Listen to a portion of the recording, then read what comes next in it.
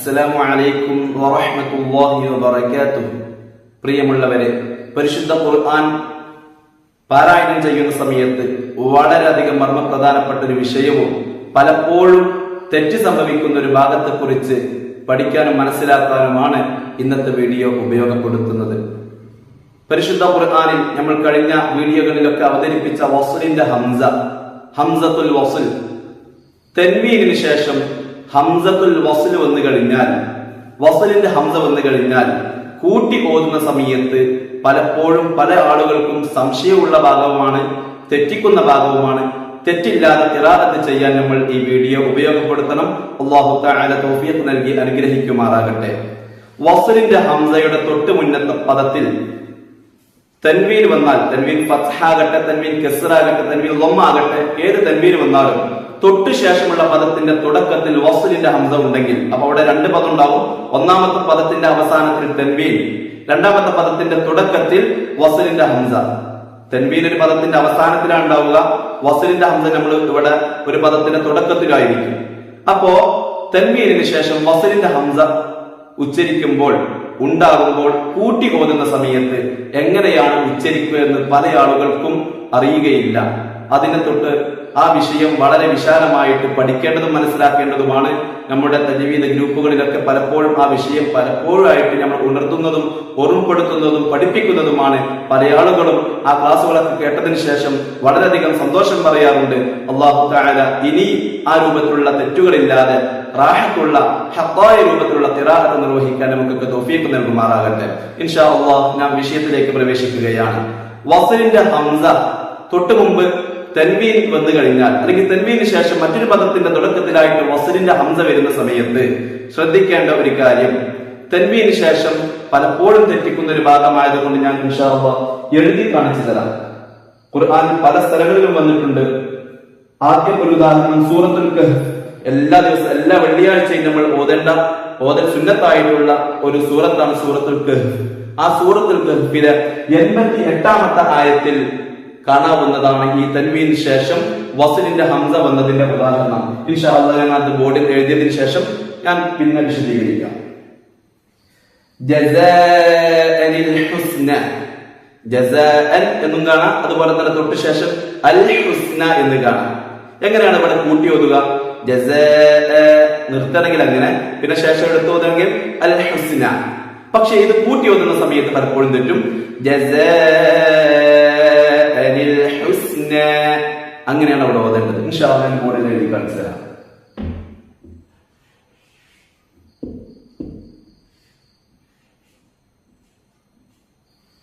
ജസാഅൻ എന്ന് കാണാം, അതുപോലെ തന്നെ അൽ ഹുസ്ന കാണാം.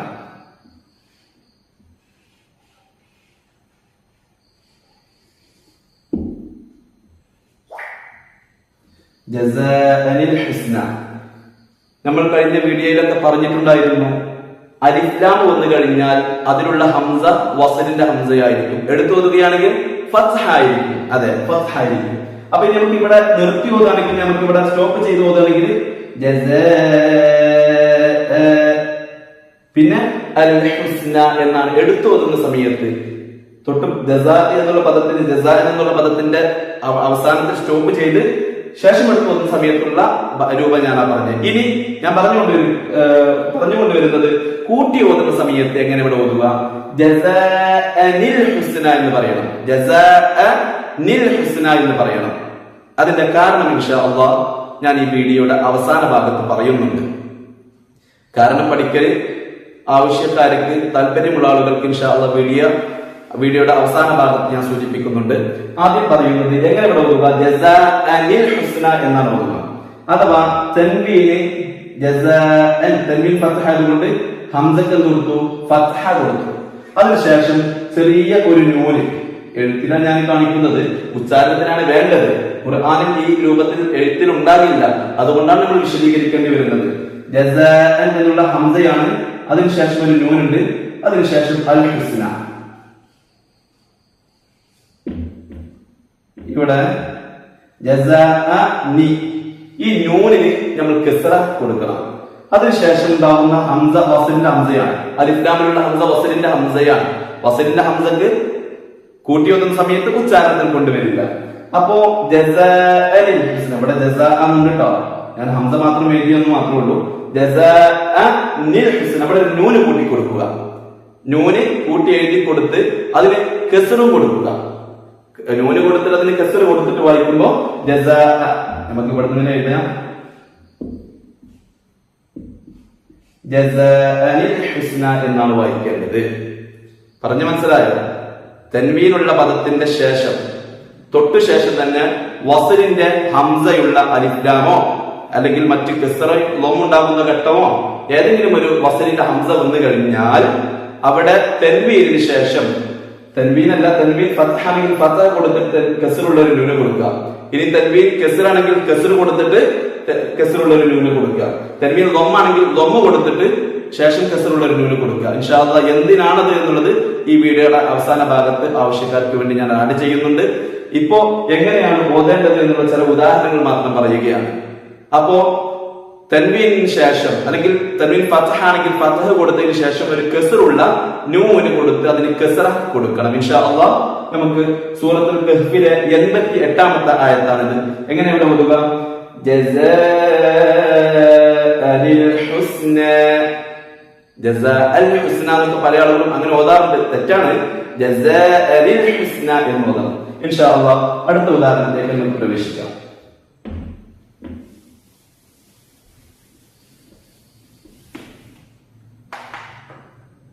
സൂറത്തുൻ നജ്മ് 50-ാമത്തെ ആയത്ത് നോക്കിയാൽ കാണാം. സൂറത്തുൻ നജ്മ് 5-0 50-ാമത്തെ ആയത്ത് നോക്കിയാൽ കാണാം ആദലിൽ ഊല എന്ന് കാണാം. ആദലിൽ ഊല, ആ ഭാഗം മാത്രമേ ഞാൻ എഴുതി കാണിക്കുന്നുള്ളൂ. ആദലിൽ ഊല,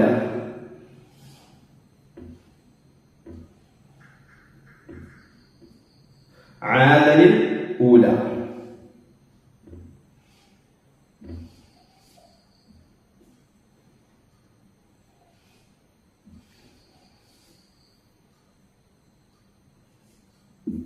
ആദലിൽ ഊല, ഇവിടെ അൽ ഊല എന്നായതുകൊണ്ട്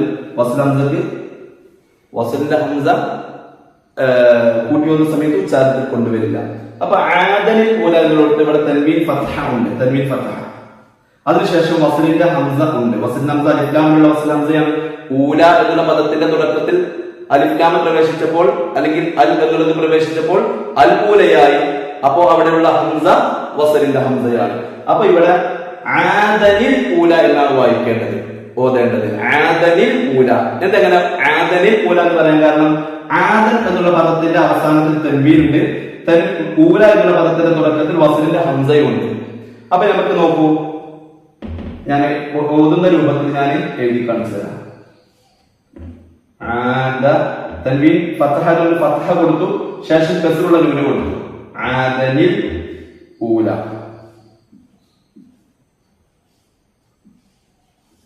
കണ്ടോ? ആദലിൽ ഊല. പിന്നെ വസ്ലിന്റെ ഹംസ അലിഫ്ലാമിലുള്ളതായത് കൊണ്ട് ഏതാണെങ്കിലും കൂട്ടി വന്ന സമയത്ത് ഉച്ചാരണത്തിൽ കൊണ്ടുവരില്ല. ഇനി ഇവിടെ നിർത്തുകയാണെങ്കിൽ എങ്ങനെ ഉണ്ടാവുക? ആദ, പിന്നെ അൽ ഊല എന്ന് എടുത്തു വന്നാം.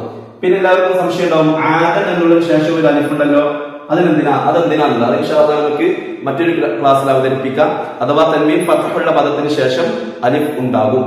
ഇൻഷാ അല്ലാഹ് അത് വിശാലമായിട്ട് ഉണ്ടാകുന്ന പദങ്ങളും ഇല്ലാത്ത പദങ്ങളൊക്കെ നമുക്ക് വളരെ വിശാലമായിട്ട് പിന്നെ ഒരു വീഡിയോയിൽ അവതരിപ്പിക്കും. ഇപ്പൊ ഇവിടെ എങ്ങനെ ഓതുക? ആദനിൽ ഊല എന്നാണ് ഓതുക. എന്താ അങ്ങനെ ഓതാൻ കാരണം? തൻവീൻ ആദൻ എന്നുള്ള പദത്തിന് ശേഷം ആ പദത്തിൽ തൻവീൻ ഉണ്ട്. അതുപോലെ തന്നെ തൊട്ടു ശേഷമുള്ള പദമാവുന്ന ഊല എന്നുള്ളതിന്റെ തുടക്കത്തിൽ അലിഫ്ലാമ പ്രവേശിച്ചത് കൊണ്ട് അവിടെ വസ്ലിന്റെ ഹംസയും ഉണ്ട്. കൂട്ടി വന്ന സമയത്ത് ആദനിൽ ഊല, ആദനിൽ ഊല അങ്ങനെ ഓതാം. മനസ്സിലായോ? ഇനി ഇൻഷാ അല്ലാഹ് ഇത് സൂറത്തുൻ നജ്ം 50-ാമത്തെ ആയത്താണ്. ഖുർആൻ ഒരുപാട് സ്ഥലങ്ങളുണ്ട്. ഇൻഷാ അല്ലാഹ് നമുക്ക് വളരെ കുറഞ്ഞ ഉദാഹരണങ്ങൾ മാത്രമേ നമ്മളിവിടെ എഴുതി കാണിക്കുന്നുള്ളൂ. അതുപോലെ തന്നെ സൂറത്തുൻ നൂർ 35-ാമത്തെ ആയത്തിൽ കാണാം മിസ്ബാഹുൽ മിസ്ബാഹ് ഫീ സുജാജത്തിൽ സുജാജ് എന്ന് കാണാം. ഇൻഷാ അല്ലാഹ് ഞാൻ എഴുതി കാണിച്ചത് മിസ്ബാഹുൽ മിസ്ബാഹ്.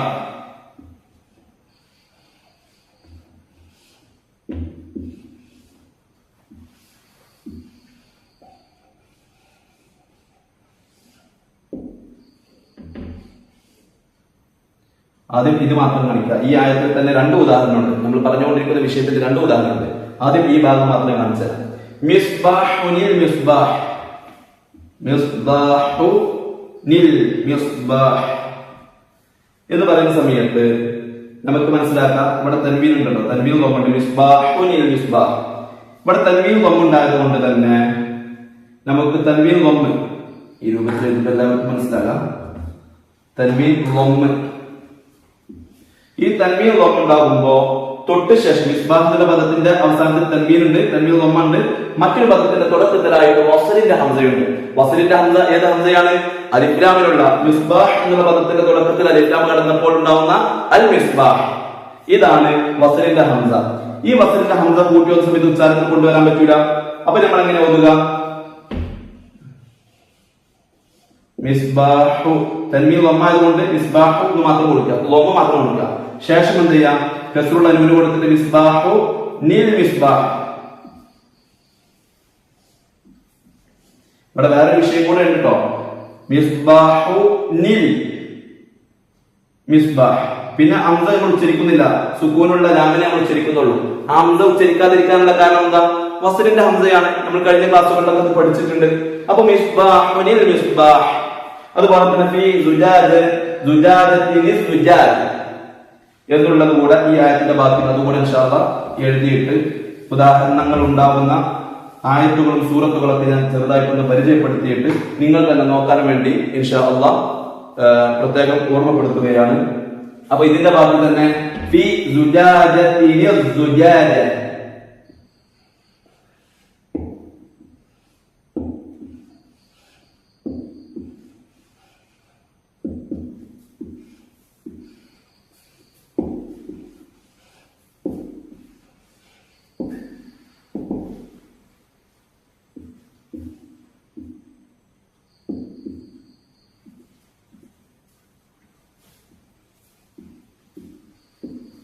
ഇവിടെ സുജാജത്തിൻ എന്നുള്ള പദത്തിന്റെ അവസാനത്തിൽ തൻവീൻ കസ്റ ഉണ്ട്. തൻവീൻ കസ്റയാണ്. അതുപോലെ തന്നെ ശേഷമുള്ള പദമാകുന്ന അസ്സുജാജ എന്നുള്ള പദത്തിന്റെ തുടക്കത്തിൽ അലിഫ്ലാം ഉണ്ട്. അലിഫ്ലാം ഉണ്ടാകുമ്പോൾ അതിന്റെ ഹംസ വസലിന്റെ ഹംസയാണ് നമുക്ക് പറയാം. അപ്പോ നിർത്തിയോതെങ്കിലും ഫീ സുജാജ അസ്സുജാജ എടുത്തോതുമ്പോ അങ്ങനെയും പറയാം. കൂട്ടി ഓതുന്ന സമയത്ത് ഫീ സുജാജത്തിനി സുജാജ എന്നോതാം. ഇൻഷാ അല്ലാഹ് എങ്ങനെ ഓതുക? ഈ ഭാഗം മാത്രം ഞാൻ എഴുതട്ടോ.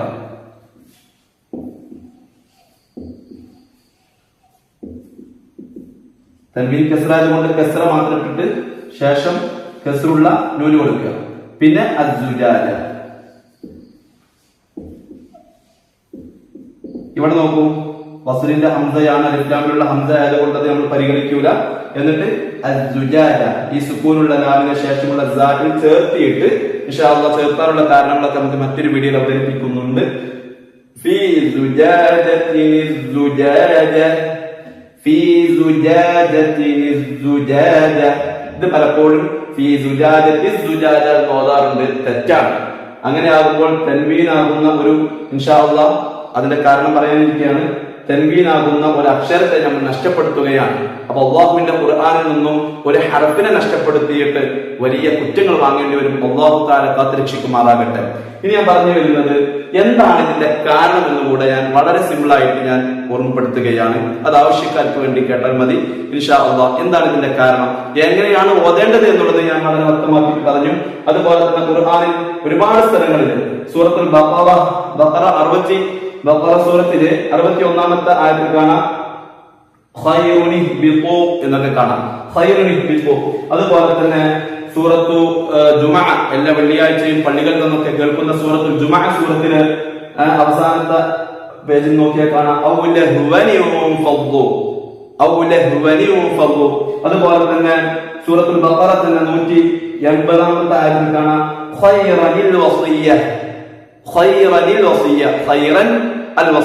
കൂട്ടി പറയുമ്പോ ഖൈറനിൽ വസിയ്യ. ഞാൻ ഇതൊക്കെ നിങ്ങൾ നോക്കാൻ വേണ്ടി മാത്രം കാണിച്ചു തരികയാണ്. ഇനി ഇൻഷാ അല്ലാഹ് എന്താണ് ഇതിന്റെ കാരണം എന്ന് കൂടെ ഞാൻ പറയാൻ പോവുകയാണ്. ഇവിടെ യഥാർത്ഥത്തിൽ തൻവീൻ എന്ന് പറഞ്ഞാൽ സുക്കൂനുള്ള നൂനാണ്. തൻവീൻ എന്ന് പറഞ്ഞാൽ സുക്കൂനുള്ള നൂനാണ്. ഇൻഷാ അല്ലാഹ് നമുക്ക് ബോർഡിൽ അത് വളരെ വ്യക്തമായിട്ട് ഞാൻ കാണിച്ചു തരാം. ഇപ്പോ ഷജർ എന്നുള്ള പദത്തിന്റെ തുടക്കത്തിൽ അല്ലെങ്കിൽ അവസാനത്തിൽ തൻവീൻ ഉണ്ടായാൽ എങ്ങനെ പറയാം? ഷജറുൻ എന്ന് പറയും അല്ലെ? ഷജറുൻ.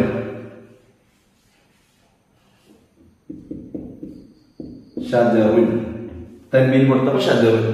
ഇത് നമ്മൾ ഈ തൻവീന് പകരം നമ്മൾ എന്ത് കൊടുക്കുകയാണ്? സുക്കൂനുള്ള നൂന് കൊടുക്കുകയാണ്. റാഹിൽ ഒമ്മ കൊടുത്തിട്ട് സുക്കൂനുള്ള തൻവീൻ എന്ന് പറയുമ്പോ രണ്ട് ഒമ്മ എടുത്ത് വരുമ്പോഴാണ് തൻവീൻ ഉണ്ടാവുകയുള്ളൂ. ഒരു ഒമ്മ മാത്രം ഉണ്ടെങ്കിൽ ഒമ്മ ആവുകയുള്ളൂ, തൻവീൻ ആവുകയില്ലല്ലോ. അപ്പോ അതിനുശേഷം ഒമ്മുള്ള റാഹിന് ശേഷം നമ്മൾ സുക്കൂനുള്ള നൂന് കൊടുത്തു കഴിഞ്ഞാൽ എങ്ങനെ വായിക്കാൻ നോക്കുക?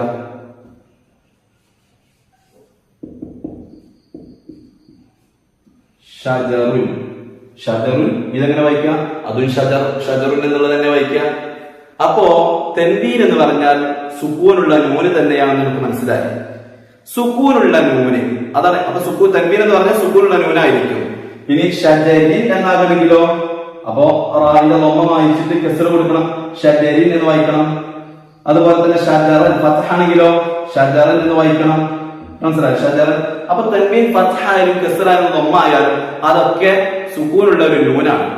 ഇനി നമ്മളെ വിഷയത്തിലേക്ക് വരുന്നത്, രണ്ട് സുക്കൂനുകൾ അടുത്തടുത്ത് വന്നു കഴിഞ്ഞാൽ ഒന്നാമത്തെ സുക്കൂനുള്ള അക്ഷരത്തിന് കെസ്റ കൊടുക്കുക എന്നുള്ള അറബിയിൽ ഒരു പൊതുവായിട്ട് അങ്ങനെ ഒരു നിയമമുണ്ട്.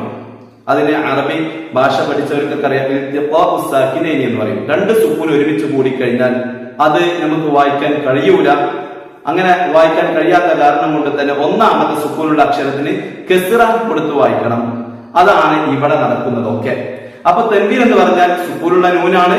ഇൻഷാ അല്ലാഹ് ഇതിനെ കുറിച്ച് വളരെ വിശാലമായിട്ട് വേറെ ക്ലാസ് വരുന്നുണ്ട്. അപ്പൊ നമുക്ക് ഇൽതിഖാഉ സാകിനൈനി വന്നാൽ എന്തെല്ലാം മാർഗങ്ങളാണെന്ന്, അത് പരിഹരിക്കാനുള്ള മാർഗങ്ങളൊക്കെ നമുക്ക് പഠിക്കാം. ഇൽതിഖാഉ സാകിനൈനി എന്ന് പറഞ്ഞാൽ രണ്ട് സുക്കൂന് ഒരു പദത്തിൽ രണ്ട് വ്യത്യസ്ത പദങ്ങളിൽ ഒന്നാമത്തെ പദത്തിന്റെ അവസാനത്തിലും മറ്റൊരു പദത്തിന്റെ തുടക്കത്തിലായിട്ട് രണ്ട് സുക്കൂനുകൾ ഒരുമിച്ച് കൂടിക്കഴിഞ്ഞാൽ ഒന്നാമത്തെ പദത്തിന്റെ അവസാനത്തിലുള്ള സുക്കൂനുള്ള അക്ഷരത്തിന് കെസ്ർ കൊടുത്തിട്ട് ആ വിഷയം പരിഹരിക്കണം.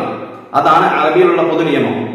ഇൻഷാ അല്ലാഹ്. അപ്പൊ രണ്ട് സുക്കൂൻ ഒരുമിച്ച് കൂടുന്ന സമയത്തുണ്ടാകുന്ന ഒരു ഉദാഹരണം നമുക്ക് നേരത്തെ പറഞ്ഞത് പോലെ തന്നെ ഔലഹുവനെയും ഫضലുള്ളത് നമുക്ക് ജസ്റ്റ് ഒന്ന് പരിചയപ്പെടാം, എഴുതാം ഇൻഷാ അല്ലാഹ്. സൂറത്തുൽ ജുമുഅ സൂറത്തിൽ കാണാം.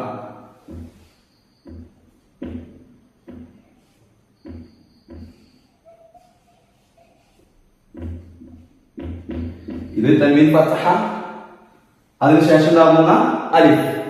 അലിഫ് നമ്മള് നിർത്തുന്ന സമയത്ത് മാത്രമേ പരിഗണിക്കുകയുള്ളൂ. ഇൻഷാ അല്ലാഹ് നമുക്ക് പിന്നീട് പറയാം. ഔ ലഹുവനി മുൻഫളു.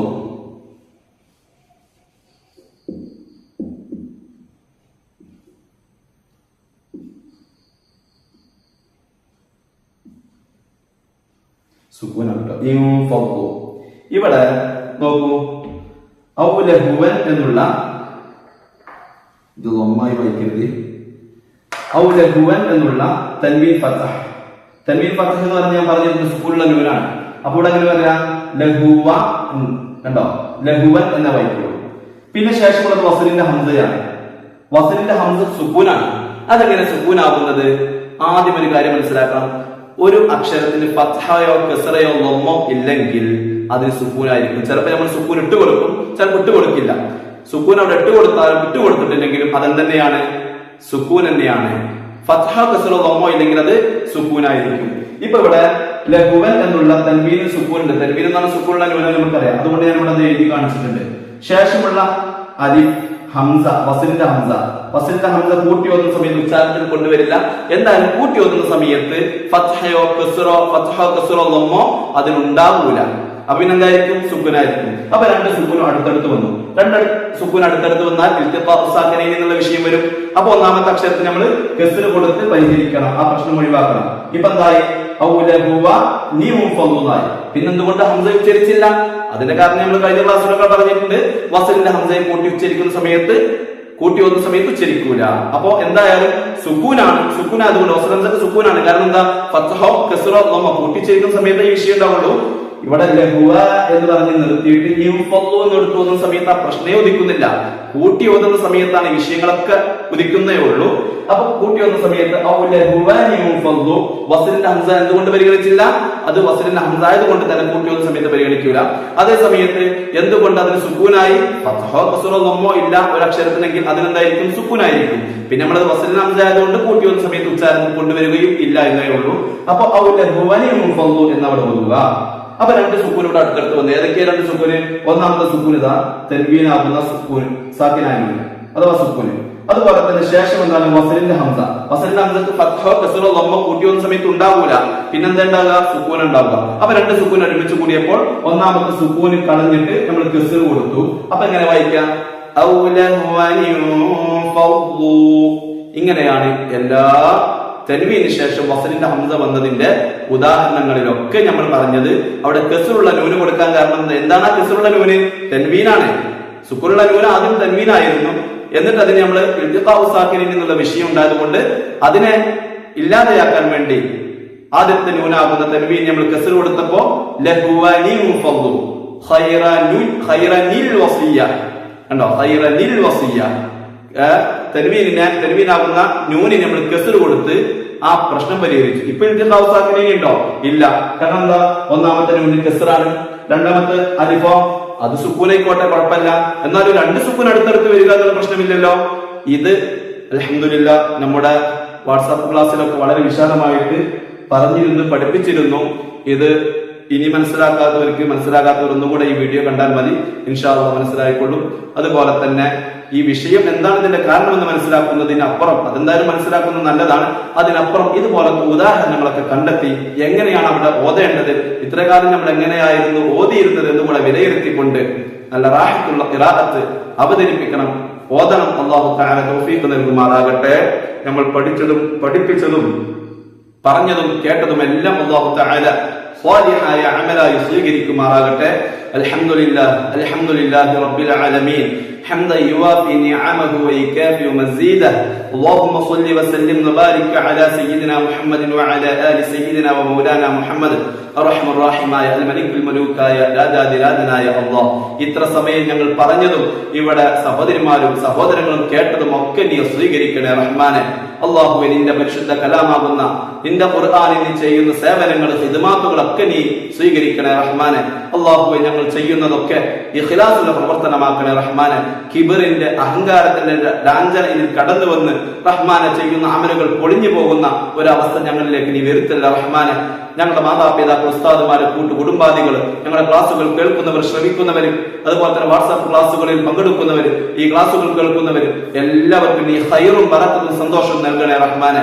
റഹ്മാനെ, ഞങ്ങളാക്കി വളർത്തിയ ഞങ്ങളുടെ മാതാപിതാക്കൾ, ഉസ്താദുമാർ റഹ്മാനെ, ജീവിച്ചിരിക്കുന്നവർക്കൊക്കെ നീ ആഫിയത്തിനെ കൊടുക്കണേ അല്ലാഹ്, ദീർഘായുസ്സിനെ കൊടുക്കണേ അല്ലാഹ്, സന്തോഷം സമാധാനവും രോഗങ്ങൾക്ക് ആജിലായ ശിഫയും പ്രദാനം നൽകണേ റഹ്മാനെ.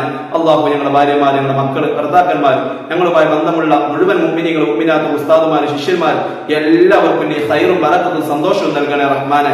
ഞങ്ങൾക്കൊക്കെ പഠിക്കുന്ന ഇൽമ് നാഫിആയ ഇൽമായിട്ട് ഞങ്ങൾ പഠിക്കുന്നതും പഠിപ്പിക്കുന്നതും നീ സ്വീകരിക്കണേ റഹ്മാനെ. റഹ്മാനെ, ഈ ക്ലാസ്സിൽ ഒരുപാട് ആളുകൾ കേട്ട് ദുആ കൊണ്ട് വസിയത്ത് ചെയ്യുന്നു, ഒരുപാട് ആളുകൾ ഇവിടെ അറിയിക്കുന്നു. അല്ലാഹുവേ, എല്ലാവരുടെയും ഖൈറായ ഹലാലായ ഉദ്ദേശങ്ങളൊക്കെ നീ നിറവേറ്റി കൊടുക്കണേ റഹ്മാനെ. വീടില്ലാത്തവർക്ക് വീട് നൽകണേ അല്ലാഹ്, പറമ്പില്ലാത്തവർക്ക് പറമ്പ് നൽകണേ അല്ലാഹ്. റഹ്മാനെ, ഞങ്ങൾക്ക് ഖൈറായ ദുനിയാവിനും ആഖിറത്തിനും ഉപകരിക്കുന്ന ദുനിയാവ് നൽകണേ റഹ്മാനെ. ആഖിറം വിജയത്തിലാക്കണേ റഹ്മാനെ. ഒരിക്കലും പരാജയപ്പെടുന്ന അവസ്ഥ നീ വരുത്തല്ല റഹ്മാനെ. ഞങ്ങളൊക്കെ ദുആ നീ ഖബൂലാക്കണേ റഹ്മാനെ. പരിശുദ്ധ ഖുർആനിൽ ഇനിയും ഒരുപാട് സേവനങ്ങൾ ചെയ്യാനും ഇതുപോലത്തെ ക്ലാസുകൾ കേൾക്കാനും കേൾപ്പിക്കാനും പഠിക്കാനും പഠിപ്പിക്കാനൊക്കെ ഞങ്ങൾക്കും എല്ലാവർക്കും നീ തൗഫീഖും അതിനുള്ള ഹിമ്മത്തും ആരോഗ്യവും നീ നൽകണേ റഹ്മാനെ. മരിക്കുന്ന സമയത്ത് ലാ ഇലാഹ ഇല്ലല്ലാഹ് എന്ന കലിമത്തു തൗഹീദ് ഉറക്കെ ഉച്ചരിച്ച് സന്തോഷത്തോടെ സ്വർഗത്തിന്റെ ഫോട്ടോ കണ്ട് പുഞ്ചിരിച്ച് മരിക്കാൻ ഞങ്ങൾക്കൊക്കെ നീ തൗഫീഖ് നൽകണേ അല്ലാഹ്. റഹ്മാനായ അല്ലാഹ്, 250ഓളം ഗ്രൂപ്പുകളിലായിട്ട് ഒരുപാട് 1.5 ലക്ഷത്തോളം ആളുകൾ പഠിക്കുന്നു റഹ്മാനെ. സഹോദര സഹോദരിമാര് പഠിക്കുന്നു. എല്ലാവർക്കും നാഫിയായ ഇൽമ വർദ്ധിപ്പിക്കണേ അല്ലാഹ്. അതിലേക്ക് ക്ലാസുകൾ ഫോർവേഡ് ചെയ്യുന്നവര്, അതുപോലെ തന്നെ അതിന്റെ ക്ലാസുകളൊക്കെ കൃത്യമായിട്ട് കേൾക്കുന്നവര് എല്ലാവർക്കും നീ ഖൈറും ബറക്കത്തും സന്തോഷവും നൽകണേ റഹ്മാനെ. അവർക്കും ഞങ്ങൾക്കൊക്കെ സ്വർഗം വജൂബാക്കണേ അല്ലാഹ്, നരകം ഹറാമാക്കണേ അല്ലാഹ്. ربنا آتنا في الدنيا حسنة وفي الآخرة حسنة وقنا عذاب النار.